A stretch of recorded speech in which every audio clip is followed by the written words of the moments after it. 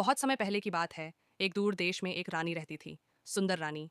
वह सिर्फ अपनी सुंदरता के लिए नहीं, बल्कि अपनी बुद्धि, दया और अडिग साहस के लिए पूरे राज्य में जानी जाती थी। जहां भी वह जाती, फूल खिल उठते और लोगों के चेहरे पर मुस्कान आ जाती। परंतु उसी राज्य का राजा, वीरराज, अब वैसा नहीं रहा था जैसा पहले हुआ करता था। कभी वह एक वीर योद्धा था, पर अब वह शक्ति और घमंड के कारण भीतर से सड़ चुका था। उसकी आत्मा में करुणा की जगह ईर्ष्या और वासना ने ले ली थी। वह सुंदर रानी की लोकप्रियता से जलता था।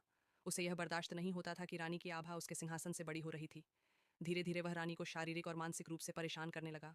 उसके पास वह आता, जबरन छूता, उसे ताने देता और उसका आत्मबल तोड़ने की कोशिश करता। रानी यह सब सहती रही, अपने लोगों की भलाई के लिए। परंतु रानियां कमजोर नहीं होती। एक अमावस्या की रात, जब पूरा महल अंधेरे में डूबा था, रानी ने निर्णय लिया। उसने अपने कुछ विश्वास पात्रों को बुलाया। एक वैद्य, एक पुराना पुस्तकालय अध्यक्ष और दो निष्ठावान सैनिक। उन्होंने मिलकर एक योजना बनाई, न केवल भागने की, बल्कि सच्चाई को सबके सामने लाने की। कुछ दिन बाद पूरे राज्य को महल के प्रांगण में बुलाया गया। सुंदर रानी ने वहां सबके सामने राजा की सच्चाई उजागर की, शांति से, लेकिन पूर्ण साहस के साथ। राजा ने उसे चुप कराने की कोशिश की, लेकिन जनता रानी के साथ खड़ी हो गई। राजा वीरराज को गद्दी से हटा दिया गया और राज्य से निष्कासित कर दिया गया। वह अकेला, बेइज्जत होकर अपने ही देश की सरहदों से बाहर कर दिया गया।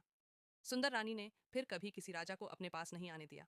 उसने अकेले ही राजपाट संभाला और उसका राज्य फूलों की तरह खिला। उसकी कहानी एक मिसाल बन गई उन सभी के लिए जो चुप रहकर सहते आए थे। रानी ने सिद्ध कर दिया, सहनशीलता कमजोरी नहीं होती। जब एक रानी खड़ी होती है तो अंधकार खुद पीछे हट जाता है।